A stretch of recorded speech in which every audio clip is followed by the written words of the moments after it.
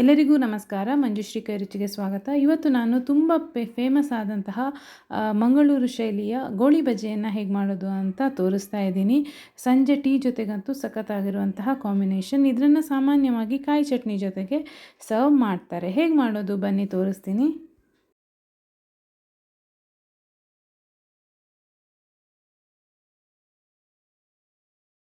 ಗೋಳಿ ಬಜೆಯನ್ನು ನಾವು ತುಂಬ ಬೇಗನೆ ಮಾಡ್ಕೋಬೋದು. ಒಂದು ಬೌಲ್ನಲ್ಲಿ ನಾನು ಮೈದಾ ಹಿಟ್ಟನ್ನು ತಗೊಳ್ತಾ ಇದ್ದೀನಿ. ಗೋಳಿ ಬಜೆಯನ್ನು ಮೈದಾ ಹಿಟ್ಟಿನಲ್ಲೇ ಮಾಡ್ತಾರೆ. ಮೈದಾ ಹಿಟ್ಟು ಬಿಟ್ಟು ಬೇರೆದನ್ನೆಲ್ಲ ಉಪಯೋಗ ಮಾಡ್ತೀನಿ ಅಂತಂದರೆ ಅಷ್ಟು ಚೆನ್ನಾಗಿ ಬರೋದಿಲ್ಲ. ಮೈದಾ ಹಿಟ್ಟಲ್ಲೇ ಇದನ್ನು ಮಾಡಬೇಕಾಗತ್ತೆ. ಅದಕ್ಕೆ ಸ್ವಲ್ಪ ಮೊಸರನ್ನು ಸೇರಿಸ್ಕೋಬೇಕು.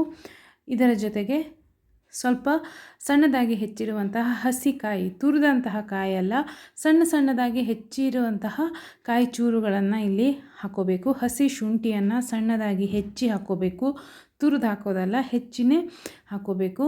ಹಾಗೆ ಹಸಿಮೆಣಸು, ಸಣ್ಣದಾಗಿ ಹೆಚ್ಚಿರುವಂತಹ ಹಸಿಮೆಣಸು, ಸಣ್ಣದಾಗಿ ಹೆಚ್ಚಿರುವಂತಹ ಕರಿಬೇವು, ಜೀರಿಗೆ, ರುಚಿಗೆ ತಕ್ಕಷ್ಟು ಉಪ್ಪು, ಇಂಗನ್ನು ಹಾಕಬೇಕು.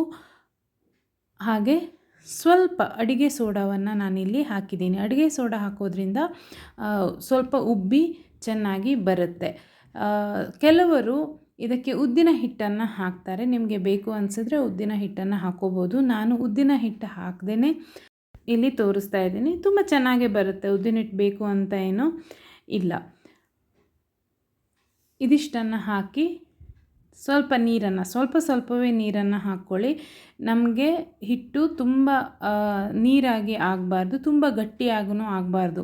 ಉಂಡೆ ಕಟ್ಟಿ ಎಣ್ಣೆಯಲ್ಲಿ ಬಿಡೋ ರೀತಿಯಲ್ಲಿ ಹಿಟ್ಟನ್ನು ಕಲಿಸ್ಕೋಬೇಕಾಗತ್ತೆ. ಅದಕ್ಕೋಸ್ಕರ ನೀರನ್ನು ನೋಡಿಕೊಂಡು ಹಾಕ್ಕೊಳ್ಳಿ. ತುಂಬ ಒಂದೇ ಸಲ ಹಾಕ್ಕೋಬೇಡಿ. ನೀರನ್ನು ಹಾಕಿ ಚೆನ್ನಾಗಿ ಕಲಸಿ ಹಿಟ್ಟನ್ನು ರೆಡಿ ಮಾಡ್ಕೋಬೇಕು.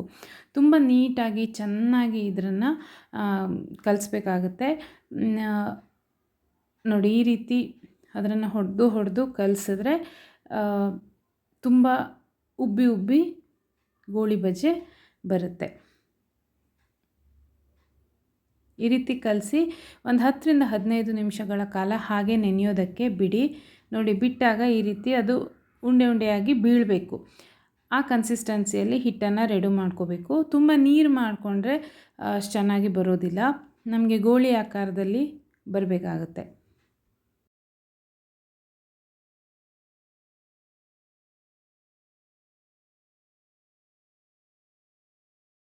ಈಗ ಕಾದ ಎಣ್ಣೆಯಲ್ಲಿ ಹಿಟ್ಟನ್ನು ಉಂಡೆಯಾಗಿ, ಅಂದರೆ ಒಂದು ನೆಲ್ಲಿಕಾಯಿ ಗಾತ್ರದಲ್ಲಿ ಬಿಟ್ಟರೆ ಅದು ಉಬ್ಬಿ ಒಂದು ಲಿಂಬೆ ಗಾತ್ರದಷ್ಟು ದೊಡ್ಡದಾಗಿ ಆಗುತ್ತೆ.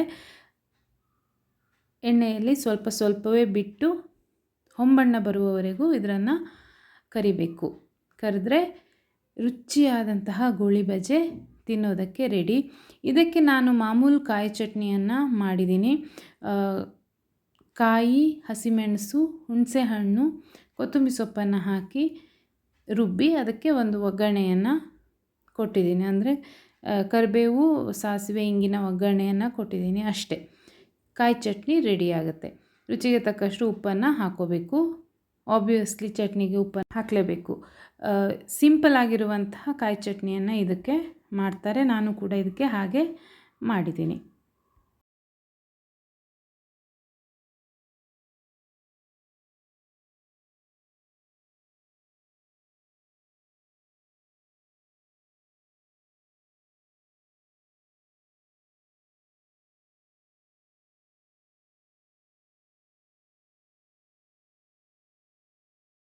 ನೋಡಿ, ಸೂಪರ್ ಆಗಿರುವಂತಹ ಗೋಳಿ ಬಜೆ ರೆಡಿ. ಆಲ್ಮೋಸ್ಟ್ ಹೊಂಬಣ್ಣ ಬರ್ತಾ ಇದೆ. ಇನ್ನೊಂದು ಸ್ವಲ್ಪ ಎಲ್ಲದು ಒಂದೇ ಕಲರ್ ಬಂದರೆ ತುಂಬ ಚೆನ್ನಾಗಿರುತ್ತೆ.